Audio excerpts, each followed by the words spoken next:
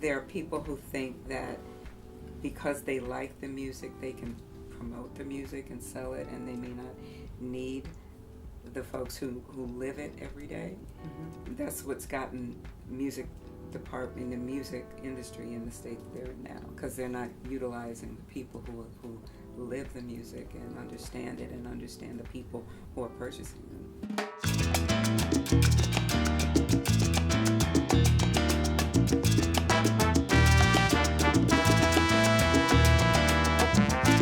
You have to have a path or a vision of something you want to do. And you start with that, and that in any field. If you want to get into music, or you have to find what do you want to do? If you want to be a DJ, what kind of DJ? You have to find out what exactly, and then you can create your path. You have to have some education, maybe not paper education, but you have to know your craft. You think you're going to be a DJ, it ain't just playing a couple of records. You gotta know some technology. There's equipment involved. There's things to learn about how loud music is. I mean, there's a lot to learn, and that's just one aspect. You want to be a radio DJ? My God, you have to be well read. You have to have an idea what's going on in the world. It's just so much you have to be prepared. You have to know how to show prep. Mm-hmm. And that if people are serious about a career and whatever they want to do, you just have to study it. Learn as much as possible. You got nothing else to do but to learn it.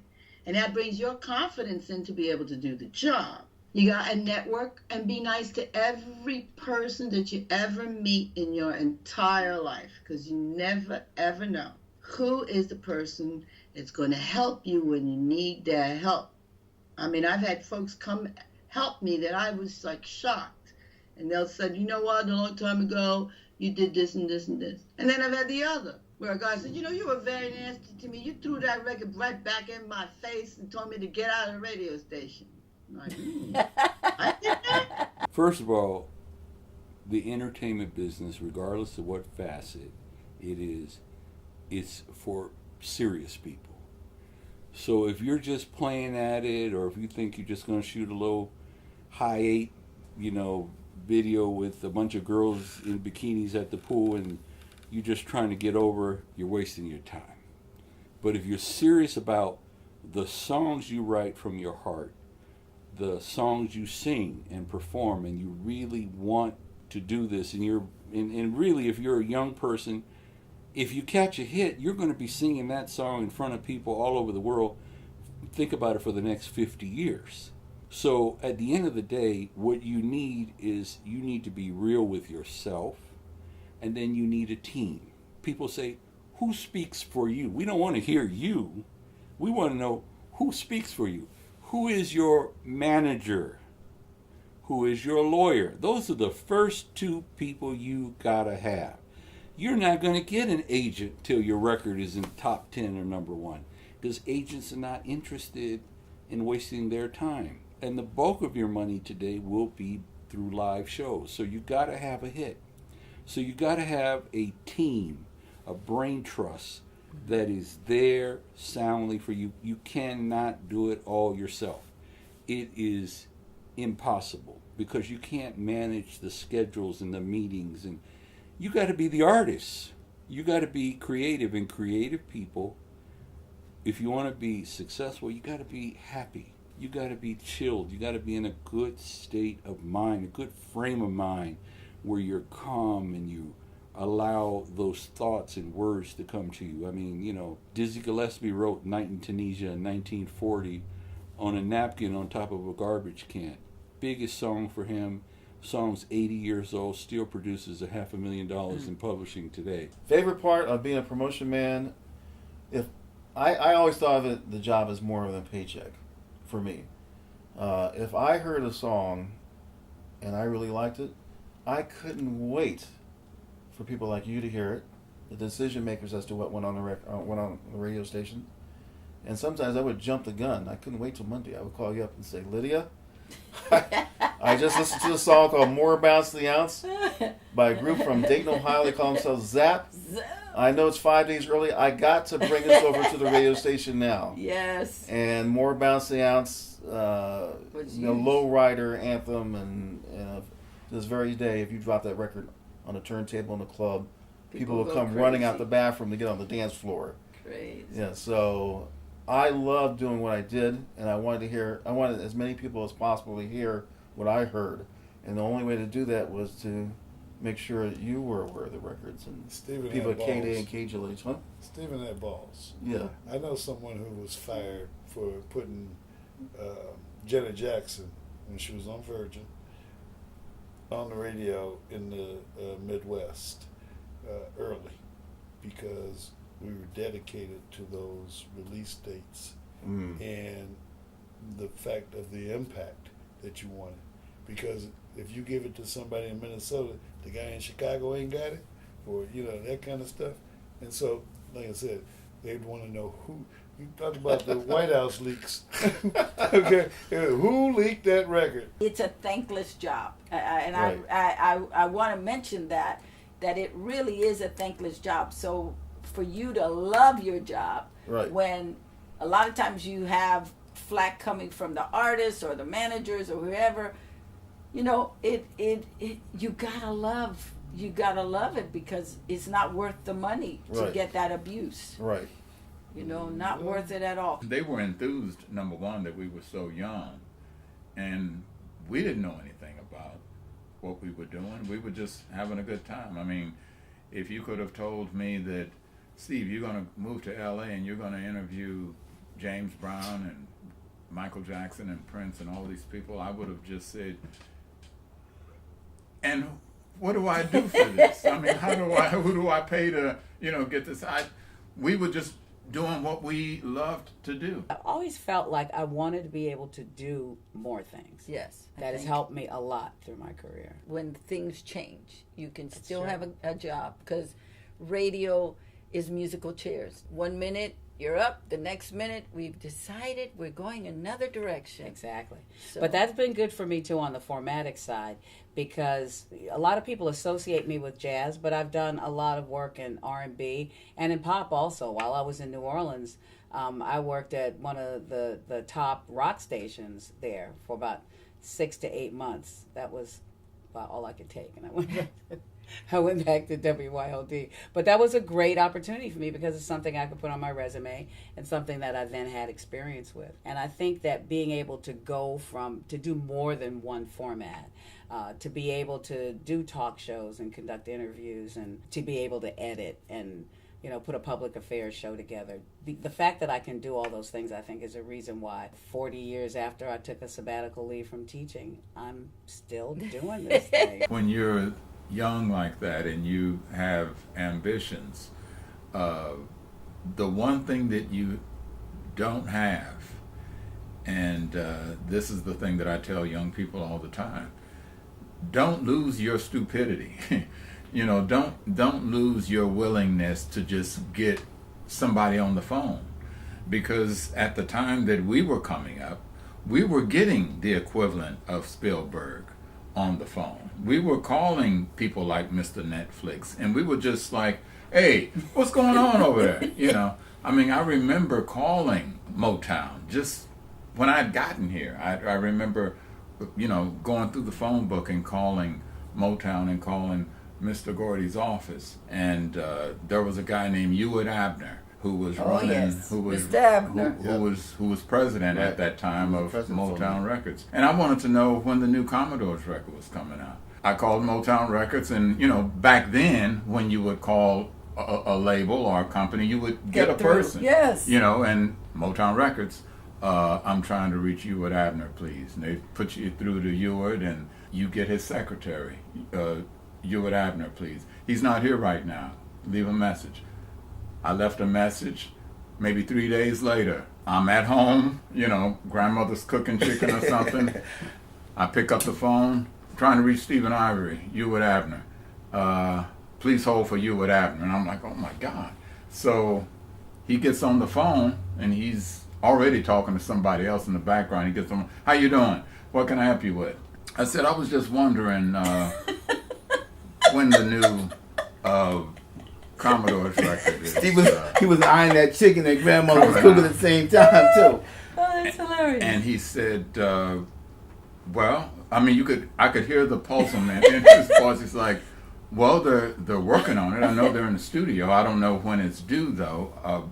Are you a promoter, or are you an agent or something? I mean, no, I'm just I've just always liked the Commodores, and I was just wondering when that new record was And going you know, to after be ready. that, he shut it down. And he said, well, once he realized what was going on, he, as he was hanging up the phone, I could hear him talking to it.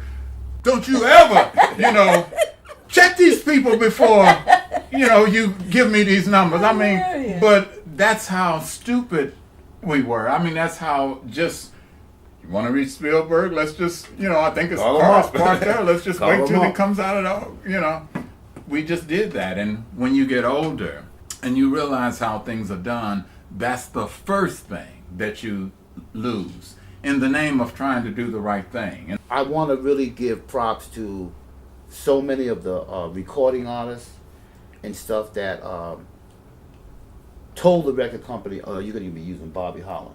It happened time after time again. Barry White, when he did, he had a deal with CBS. He left 20th Century Fox, where he had records, where he had tremendous success, and he started his own label called Unlimited Gold Records. Right at that time, I met him again on this other level. And Rod McGrew, who was running his company, called me over to his office here in Sherman Oaks, and he said, "Hey, come over, because we're getting ready to make a move to CBS Records. We have our own label, and Barry likes you. You're part of the team that we're bringing into CBS." And so that was cool. That was Barry. And then Barry was working on a record, and he called me to the house. He used to work out of the house at this point. And he said, "I want you to be here because I'm getting ready to call the product manager for the label." And he got on the phone, and Barry White was one of those guys who loved that speakerphone. He had that speakerphone, so he had his man Larry get the people on the phone at the label, and he said, "Who am I talking to?" "So and so." "Okay, good. This is Barry White." He said, "Listen, man, I want you to stop sending over those goddamn portfolios. Didn't you get a phone call that Bobby Holland was going to be the photographer?" "Yeah, Barry, we did, but we just thought." He said, "Listen, I want you to hire him, and you're going to pay him like you pay them white boys. I don't want to see no portfolios." That was Barry White. So then it was like, so now the art director's pissed off because he can't use his guy. He's stuck using me. And what they would do is they would not lend any assistance. They would say, "Okay, well, fuck it. You hiring him? See what happens." And they would give me no assistance at all. I'd have to make the concept up and do what I had to do, and then I would turn it in, and they would put their name on there, art direction by. But they never even came to the studio. Mm. That happened time and time and time again. And then what you do is you just show them by example. I said, I'm gonna kick his ass. Wait till he sees what I did. And I would go overboard. They would expect a front cover, a back cover, and publicity. I would do 7 setups. You just got to kill him with it. Yes. Just like Michael Jackson said, you got to kill him with it. So you're selling records, right? And then I would go into meetings and I would see budget discrepancies. I really believe that that's what led to me quitting the business, because you get tired of the fight. I was always fighting, and I was like, "Oh no, this is not going to happen. Why? How come they have what?" And I would always talk from numbers. If we're making all this money, why don't we have access to this money? I felt like we make the money and it goes into your department so that you can launch it. And those arguments had to be addressed, and they actually were. A lot of times, budgets were brought up, things were evened out, even down to the salaries. I'm like, my people work 2 times harder because we got 25 records, you got 2, and you telling me this young man makes more than that's not going to happen. I mean, I can't tell you how many times I stood my ground in the CFO's office, to the point where they made adjustments. I remember that first conversation I had with Sharon Hayward. If you don't have control over budgets, if you don't have check writing power, then you have a title, and that's it. So every time I took a different position, I made sure I had that. With that, though, comes a fight. It was never going to be given to you because you earned it. It was never going to be given to you because it was supposed to be fair. I used to even tell artists, let me see you come into this building and not come to the R&B floor first. We're going to have a problem. I don't care how many records they launch on the pop side. You come here first, because I'm the one that helped you when your mother was sick. I'm the one that made up stories and helped you get Christmas toys for your kids. Those were the conversations that nobody really wanted to have, to make a person get up at 6 a.m. People used to always say, wow, you're so good with the artist. No, I'm hearing you. I worked artist development, so I was responsible for getting the artists to those radio stations. You know, the promotion person would call, or we would set up a promotional tour, and we're going to go to this particular market, and we're going to visit this radio station. Or if a radio station was having a big festival, and they needed an artist to come in and perform. So once that artist then crossed over, which of course all artists do, and all labels want them to, because then they're introduced to another demographic, and it means more money. I was caught in that it started with black radio, but then the pop radio station may be the bigger station. They wanted the artist first. How do you ignore your base? How do you satisfy everybody? The two promotion people were now working for the same company, but they have to satisfy and their radio station programmer, and it just created friction sometimes. You know, especially if the pop station did not want to play fair. They wanted us to go to the back of the bus again. And it was definitely stressful when it was an artist that was now popular and it was #1 on the pop charts and the black charts, and it's making all this money and they're on major tours. And then you have the artist who says, I'm not getting up at 6 in the morning. Like, wait a second, they're playing your song in super heavy rotation. Yes, you are getting up in the morning and going to the station, and you're going to be pleasant, and you're going to, you know, so yeah. But there was definitely a discrepancy in the budgets, discrepancy in all of it. And as a matter of fact, David Linton, who is now chairman of the Living Legends Foundation, just wrote a letter to the editor of Billboard, because there was an article that Gail Mitchell did that talked about the lack of black executives in the music industry now, that has been receiving really good response, because he talked about the inequities that happened back then and how there are people, like Charlie says, he's still at Warner Brothers, but Earl is not at Warner Brothers. The black salesperson is not still there. So there are people who are on the pop side who can be there for 30, 40 years, and they slowly started getting rid of black music departments, putting it under the pop department. There was no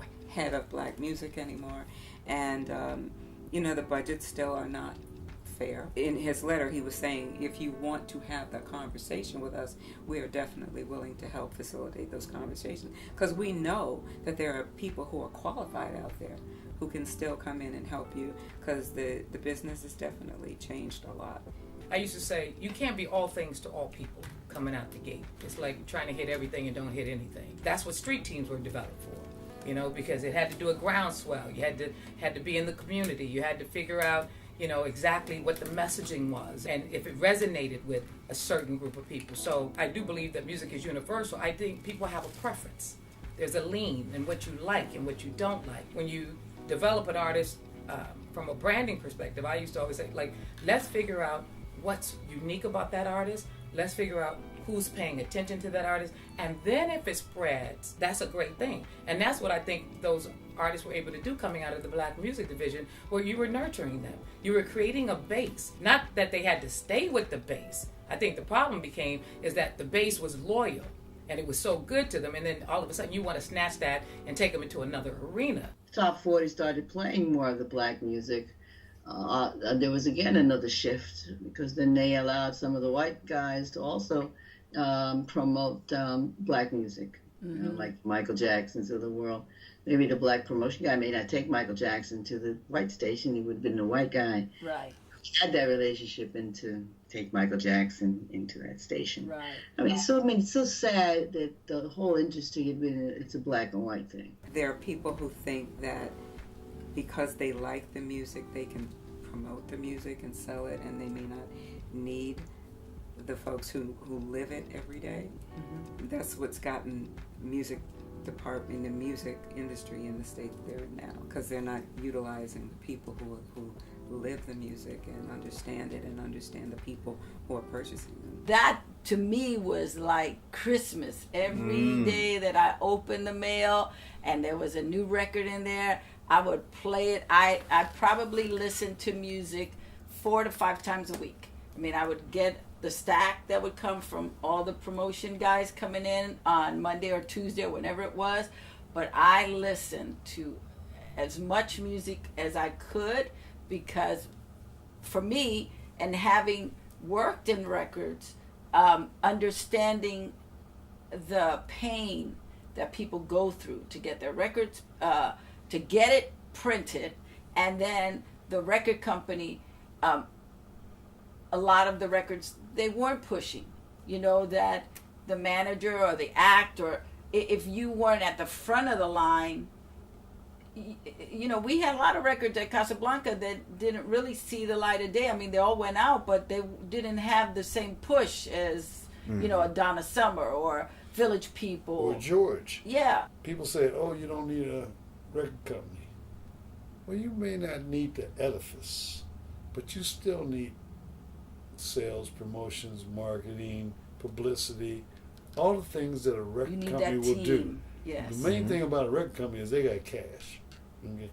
But if you're not able to do those things, there's no reason out of the 9 million records on the internet I should go look for yours. Right. What brings that attention? Exactly. And so no matter how you do it, as long as you're doing it with those effects, then you will be effectual.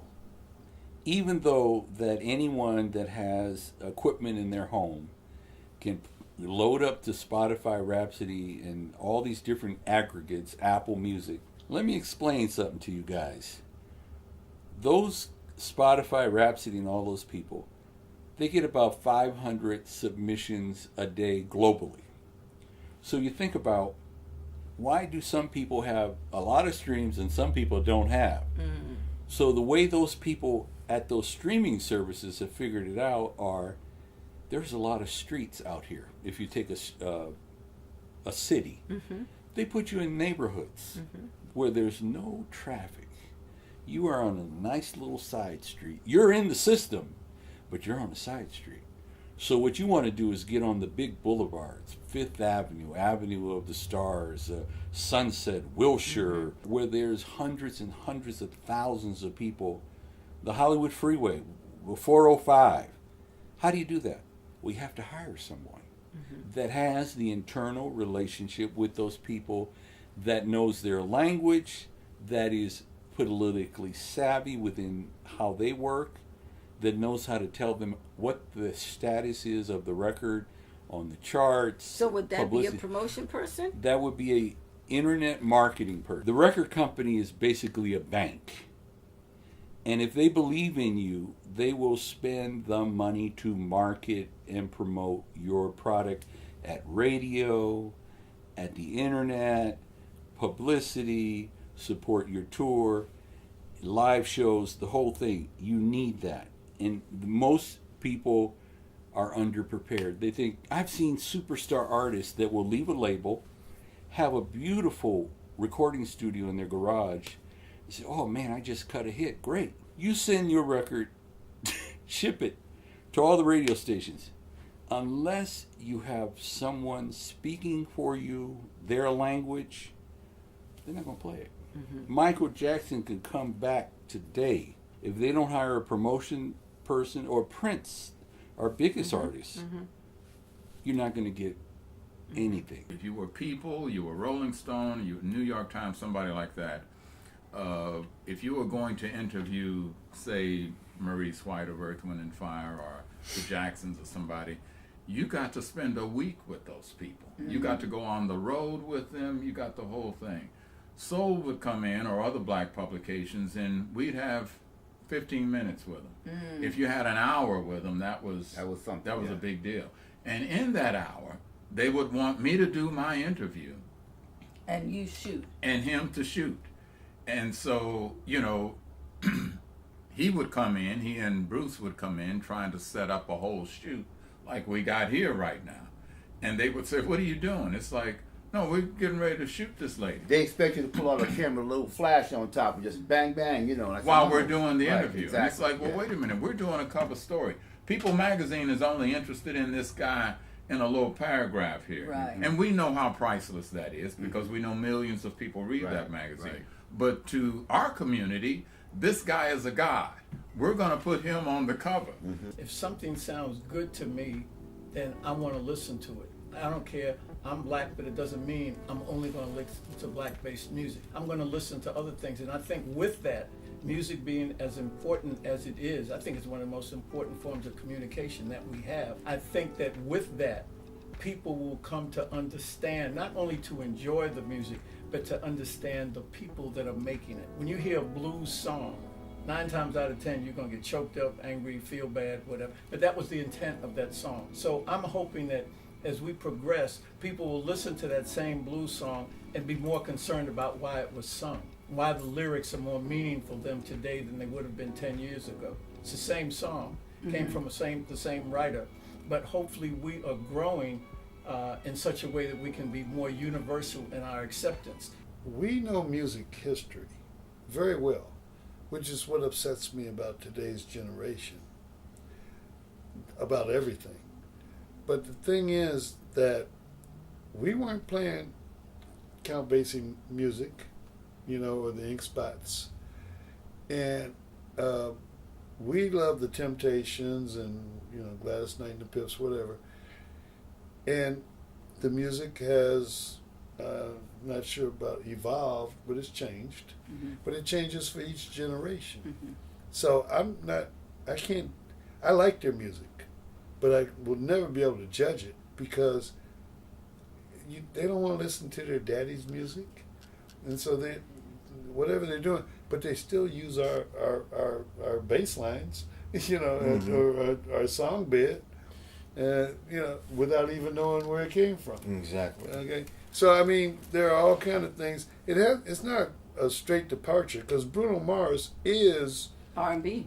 Yeah, Right. but he comes from a long tradition of the Michael Jacksons and whomever else. Prince, the time. He brings history. Yes, he does. His music he's carrying history forward. Exactly. He's modernized it, but Exactly. he really is bringing the history. Okay, John Legend is this generation's Brian McKnight. Yes. So I see the comparisons, and there's not much difference. I mean, in overall. Yeah. Take rap, but rap's been around for 40 years, so it's part of my generation too. Yes. I think where the problem lies in what we're discussing now, entertainment, not just the music business, but the overall artistry of a sculptor, of anyone in the arts. First of all, they're not like most people. You hang out with Stevie Wonder, which I did for years, and some of the most impractical things on the planet he would think were brilliant. Entertainment, it's a very tricky situation. When you cross the avenue of entertainment with commerce, it gets really confusing for artists, especially back then, because I'm sure everybody in this room will attest to when they met so-and-so, all they wanted to do was get in front of a microphone. They didn't care about money. I don't care about a contract. I'll do whatever you say. I just want to be famous. And that was all well and good. But no one told them that it's not just that you're going to sing or play guitar.